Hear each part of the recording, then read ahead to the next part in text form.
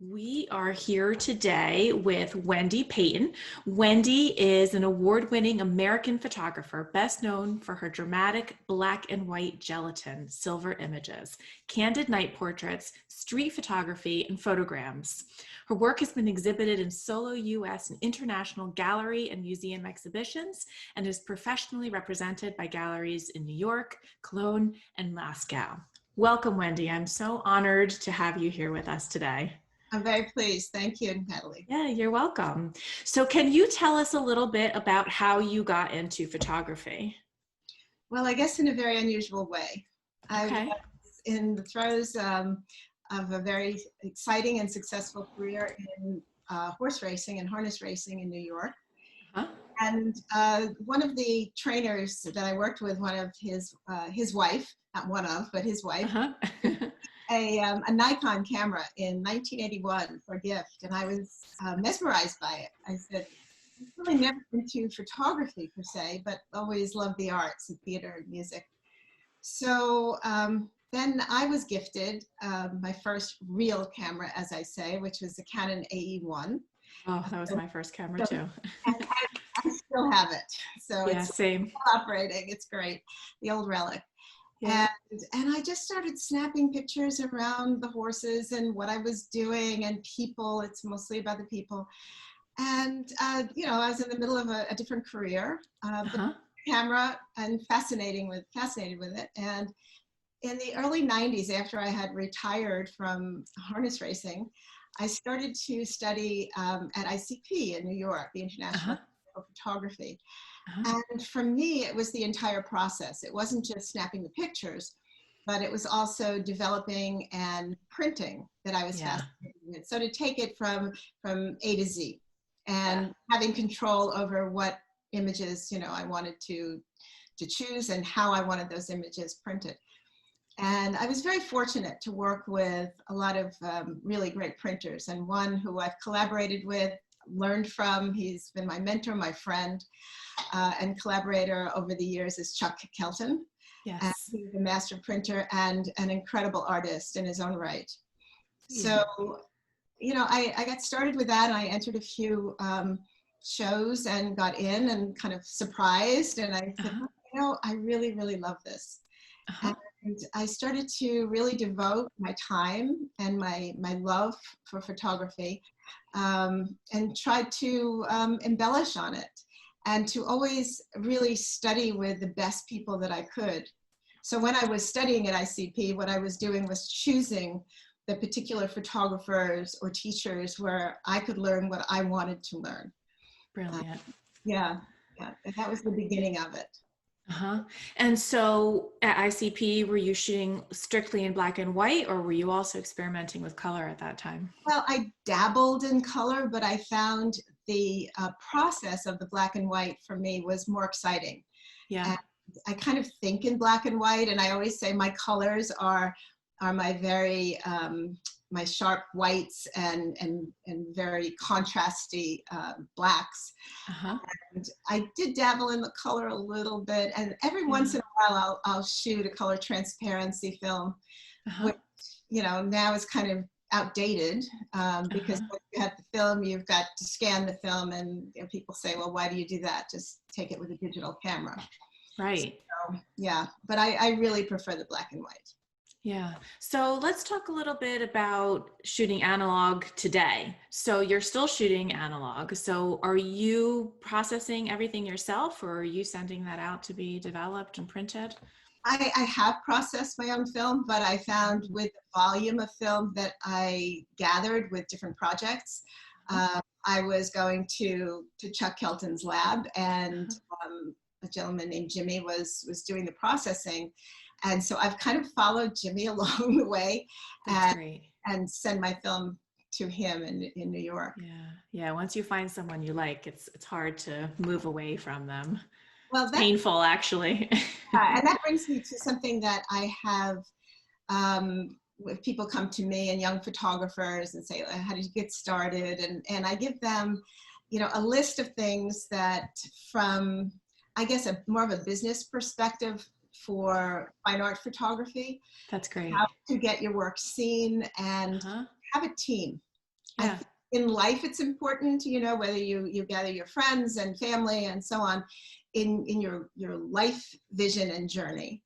But in photography, it's sort of a lonely business, in Yeah. that, you know, we're shooting by ourselves, and then we're editing a lot by ourselves. We're in the dark room or digital dark room, whichever it may be, mostly by ourselves. So to have different objective views of people that we respect, I think it's very, very important to have that core team. And I have been able to form that. I've been very, very fortunate with people like Chuck Kelton, people like my first designer, Alexa Barbich, and somebody like Bob Tursak from Yeah. Brilliant. You know, all people, I think I'm on either side of them in your interviews. Yes. Yes. Bob That's Tursak's right. on, Bob. Yeah. Bob Tursak's going to be on. Next week. Yeah. Yeah, and then it's wonderful how that works, because it's not that you show your work to somebody who you trust, and they give a suggestion and you right away say, yes, that's it. Uh-huh. And you gear down, you go down that path. But it's more that you're getting other ideas, you're taking them in, Yeah. and then it's broadening your horizons on, oh, I didn't think about that, but maybe that's not right for this project. Yeah. So in the end, it's your own individual decision as an artist. Yeah. But it's great to have that core team.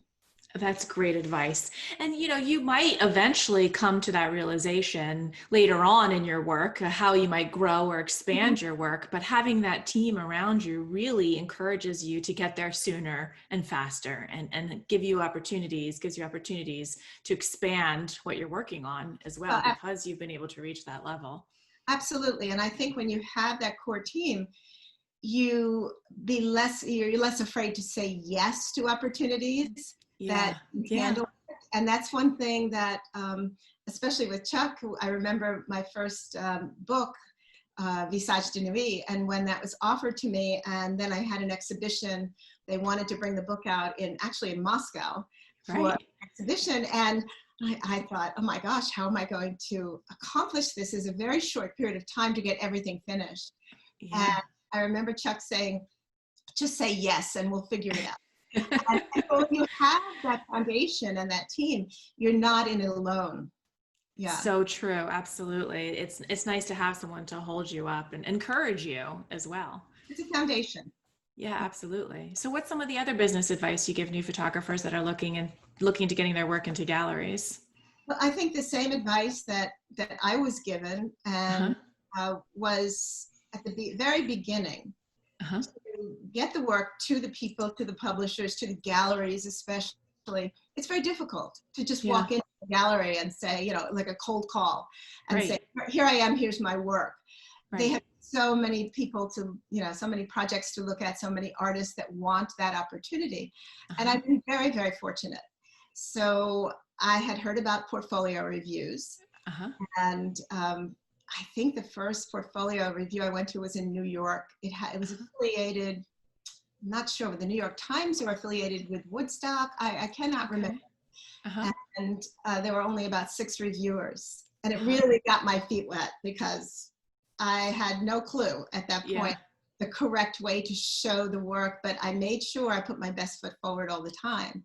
Of course. And from there, I was able to, once I know my work and I know the projects, so it's being able to articulate in words, not just your photographs, needs to be a cohesive body of work. And that's something that when people come to me, I say, look, you need a cohesive body of work. It's not the best of this and the best of that. That's right. Galleries need to see that you can follow through, and you can produce something that can go on the walls, that can go in a book perhaps, and that makes sense. So my advice has always been to start small with the portfolio reviews. And those are reviews where I call it one-stop shopping, where it is all organized for the photographer, with top reviewers, gallerists, publishers, museums, and art representatives. And you get your 15 or 20 minutes in front of that person. So you really need to know your stuff. You need to know what you're saying to that person and to be able to communicate what you're looking to get out of it. Yeah. Sometimes it's just, listen to the critique. Yes. And take it in and learn from it, because maybe you're not ready for a book yet. Yeah. Maybe a gallerist might see potential, but they're not going to sign you on yet. Yeah. Start small. So there are portfolio reviews like Photo Nola and in New Orleans, and then Photo Lucida, and there's the big one in Houston, and so you just work your way up. Yeah. So what are some of the mistakes you made at your earlier portfolio reviews that you would advise someone against? The mistake that I made was put it in a beautiful box, put your images in, mat them, have white gloves, and they're so precious that nobody can touch them. Yeah, I love that. And also you have to have something that can be handled. And I always say, I want the reviewer to respect the work. They need to be able to handle them. So I let them know these are exhibition prints, but they're handling prints. Yeah, that's great. I know that at some point they're going to be handled so much. Forget the mess. Forget the white gloves, handle them with care, but show the print. Ask the reviewer questions. Yeah. Listen. So what are some questions you would ask a reviewer?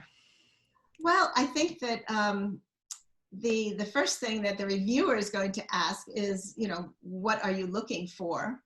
And a lot of people say, oh, I just want to be in a gallery.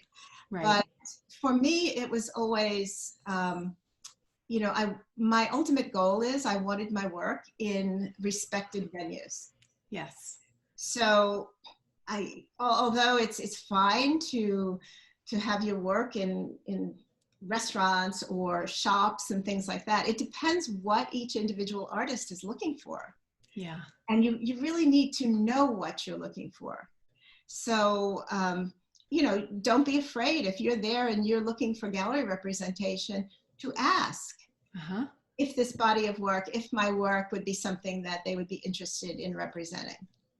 So I assume you're researching these galleries before you did when you were doing the portfolio reviews. Absolutely. You were researching the galleries. Did you adjust the body of work you were showing to each reviewer? No, absolutely not. Same body of work. It's a good idea otherwise you're all over the place. Yeah. So you do your work, you know what your work is, and you present that. Not everyone's going to love it. Not everyone, it's not going to be for every gallery. But if you come upon somebody, a reviewer, that might say, this is really not for my gallery. Yeah. You ask that reviewer if they have any other recommendations for you. So you don't wait your 15 or 20 minutes. Right. And so how many prints are you putting in your box for a review? No more than 20. Okay. Well, it also depends on the size. I show my work usually, 16 by 20. Or 11 by 14. And I might usually I slip a few of a different portfolio in there, and I let them know that if there is time and they see some other work, that it's there. Okay. So this is 11 by 14 or 16 by 20 matted? No, I do not mat anymore. I learned I see. So you're just bringing the prints. Exactly. The prints themselves. Okay. And when you're printing, are you leaving a bit of a frame on the edge, or are you doing a full bleed? The only time I did a full bleed was when I made the photograms. And, shoot me now. I don't know if it's a difficult process, because then when you do that, my choice was to float it, and then somebody a framer that can really know how to mount correctly. Yeah. It was difficult, but no, when I'm showing the work to a portfolio review, or, a gallerist or anybody, I leave a 1-inch border around. Okay. 1 inch all the way around. And then are you signing your prints on the front as well? I never sign the prints on the front, only on the back. On the back. Okay. And so tell me, how you choose the work that you're going to shoot. How do you create a project? Where do you start when you start thinking about a project? Thank you. You start shooting. That's one thing. Yeah. Okay. Yeah. For me, when I decided I was shooting other things and I was doing a lot of alternative process work. Uh-huh. And I really wanted to start shooting at night. Uh-huh. I don't know why. Now I do know why, but Yeah. at Yeah. the time it was just, for me, the night was more exciting. There were, Uh-huh. if I was living in New York City and traveling quite a bit, something comes alive, not only in the atmosphere and the environment, but with the people. And Yeah. that's what I've noticed. And for me, my work is all about the people. Yeah. Well, and the lines, I would think the contrast between the light and the dark, especially in your Visage de Always, Nuit collection, that was really what always. struck me. But that's also all portraits, all of it. Yeah. Yeah. And, I veered away. Even my photograms are portraits of books. They're Uh-huh. abstracted out, but they are portraits to me. Uh-huh. Uh-huh. So I'm getting off the original question. No, But that's okay. to do a project, when I was studying with Keith Carter in a workshop years ago, Uh-huh. and he said the way he just starts shooting. He has an idea, Uh-huh. he shoots. Okay. And for me, it's usually there's a sense of place first, Uh-huh. Uh-huh. because I travel so much, and I'm fascinated with different cultures and different people. And most of my work, except for portraits like the Actors Project that I did in Intimate Encore, are not posed at all. Mm-hmm. People don't know. I can get really close with a 50mm lens on my Leica camera, and people not knowing that I'm actually photographing them sometimes right afterwards. So Right. I start shooting, and I think the editing process is very, very interesting for me, because when you begin a project that way, so I knew the time of day, Uh-huh. and then the sense of place. Uh-huh. And as that expands out, you have to be fluid and flexible, in my opinion, because there could be times when you don't expect something and it just appears right before you. Yeah. So I think you have to have some fluidity in your work, and in your sense of being, how you Yeah. not be so rigid and strict. Right. And once you do that and you start editing, and I'm editing with not the actual prints, so I have to decide. In the old days, what I used to do Yeah. was make 8x10 work prints. Uh-huh. And Okay.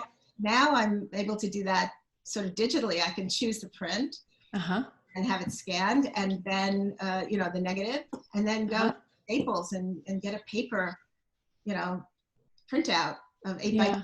And so that gives me a better idea of what I actually want to start printing.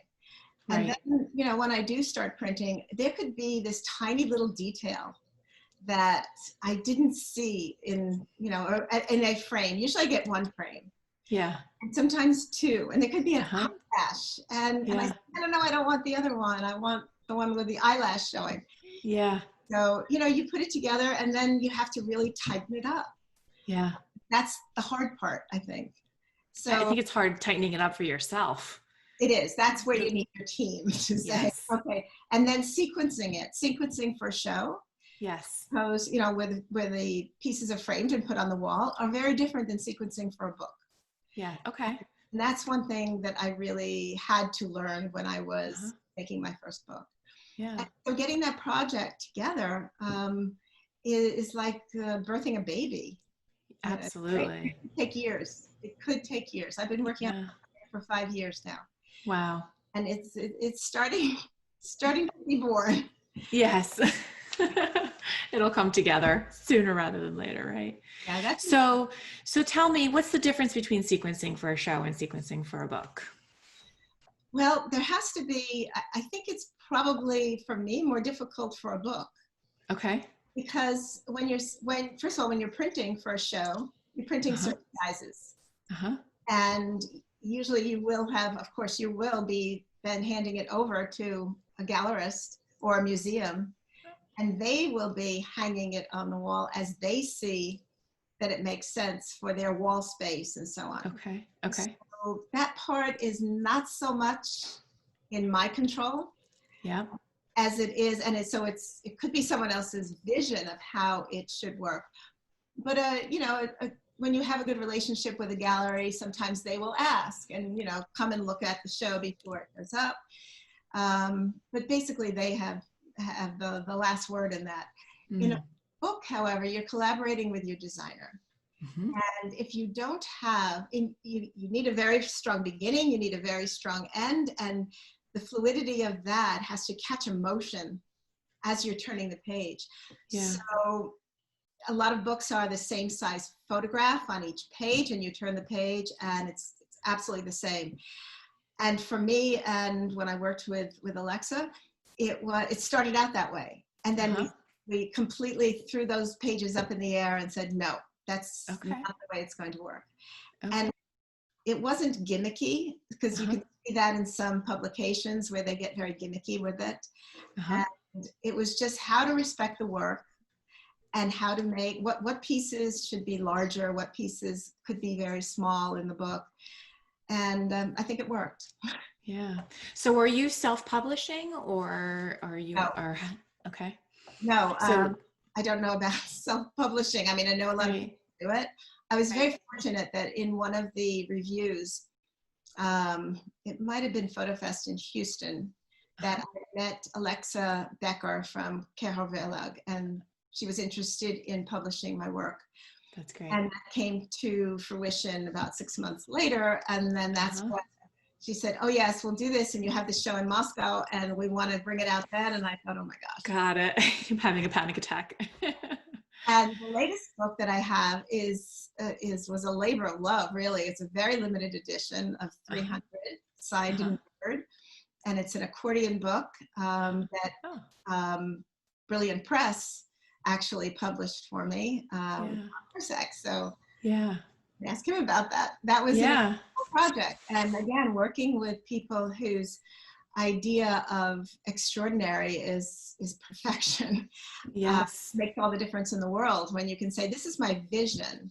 And then they add to that vision, and then it's kind of morphs into something, maybe a different size, maybe this is handmade, that isn't, is remarkable.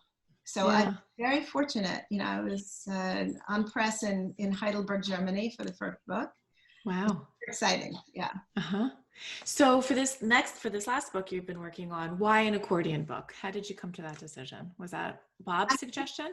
No, it was, I came in to see him. We had been talking about doing a book of the photograms, a completely different kind of book together. And then I had this idea. I collect books. You probably see some of them. I love it. Yeah. I even learned to sew them myself. I want to know, how is it done? If I have to do it again, how is that done? Yes. So I went into him and I showed him these great big accordion books and then little tiny ones, and how I liked them and what I liked about them. And he started to, look at what could be, and ask questions. And it was a great collaboration.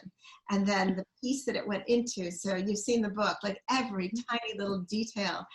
And he didn't miss a trick with it. And he was very demanding, as I would have been, as I am with everything. But he was very demanding with the people that were working on it besides his team. That's great. Yeah. So how long did the process take from the idea to the actual hard-bound book? Well, I had to work with a different designer because my designer moved away, and that was wonderful. So I was nervous about that. Of course. I would have to venture to say from the first time I went in until we had that in our hands, maybe about 6-8 months. Okay, that's not too bad. Yeah, because the work was there, and it was deciding on the sequence, and the accordion book was decided on because of the images. Right. And I wanted something precious, and I wanted something very limited edition and a piece of art in itself.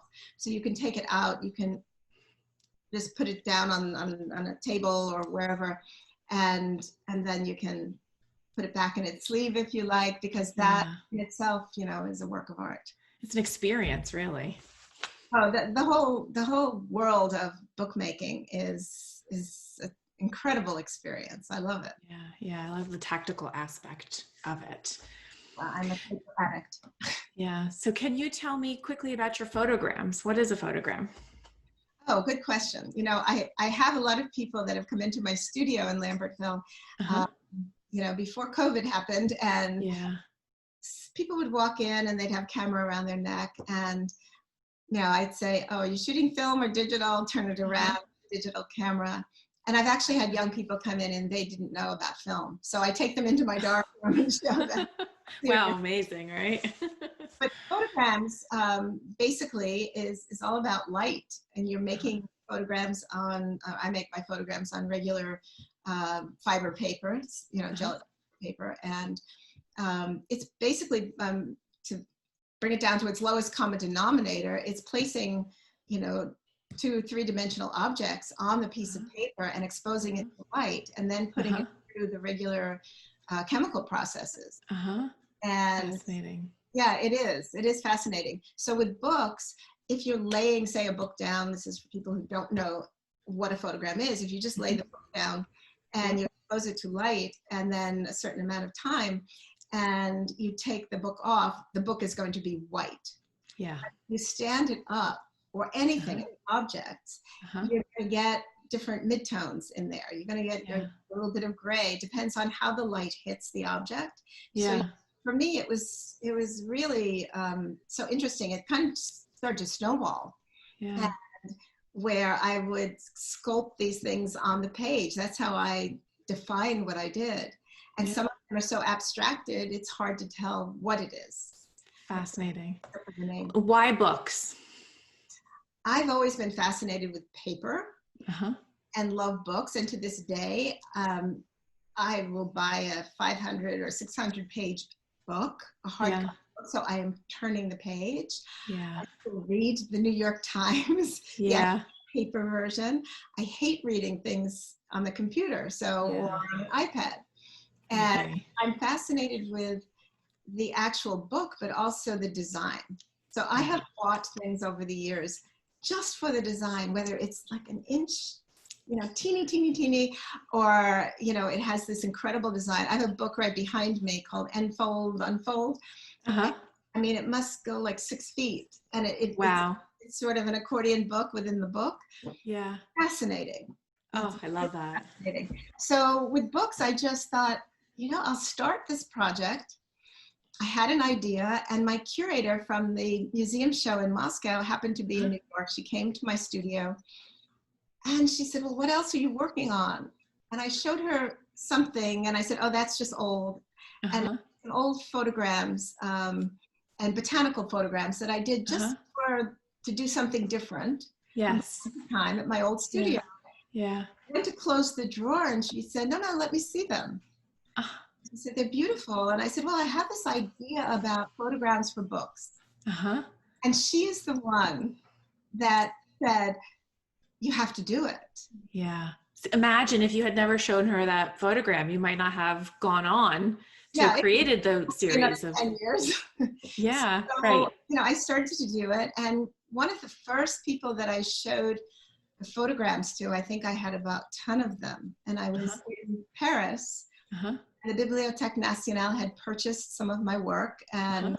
and it wasn't delivered yet. They had decided on what they wanted to purchase. Uh-huh. And Eloise Canessa, who's the Uh-huh. directrice there, I said, "Eloise, can I just show you one more thing?" I came back in October. I said, "I just want to have you look at this." And she loved them. And she said, "Okay, you know what? We need to have these." And Yeah. so she chose 3. They purchased 3 of them. And if things go according to plan, they're supposed to be included in a show in Paris in the Bibliothèque Nationale next year. Oh, But I'll think positive thoughts for you. yeah, thank you, thank you. Yeah. Yeah. Yes. So in closing, you told me when we spoke a few weeks ago that you bought your first digital camera. Yikes!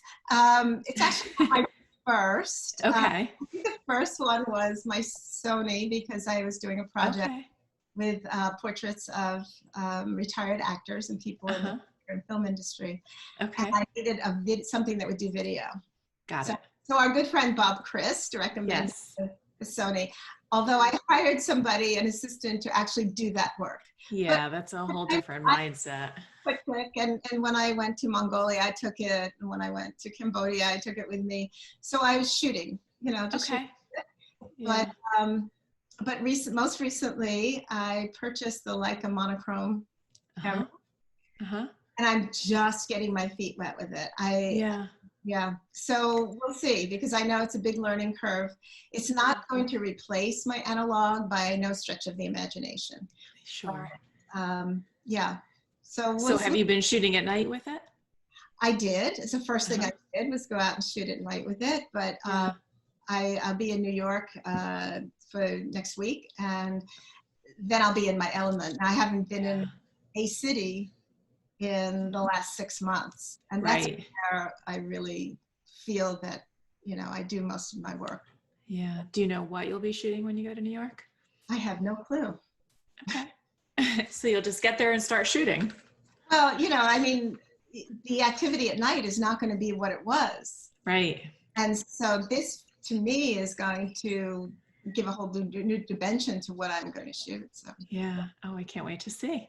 we'll see. Well, thank you so much for your time today. I really enjoyed talking with you, and I'm so appreciative of the information you shared and the tips you shared. You gave some really great advice to people that are looking to get their work into galleries and print books. Later on today or next week, if you could come into the group and post links to your book. And you had mentioned earlier that you have a video on your website that talks about the process of Sure. creating a book. If you Yes. could post those links below, that would be fantastic. I'm sure people would love to see that Absolutely. information. No, I would love to. Wonderful. Wonderful. Well, thank you so much. And I look forward to talking with you again Thanks. soon. All right. Thanks. Bye, Care. Wendy.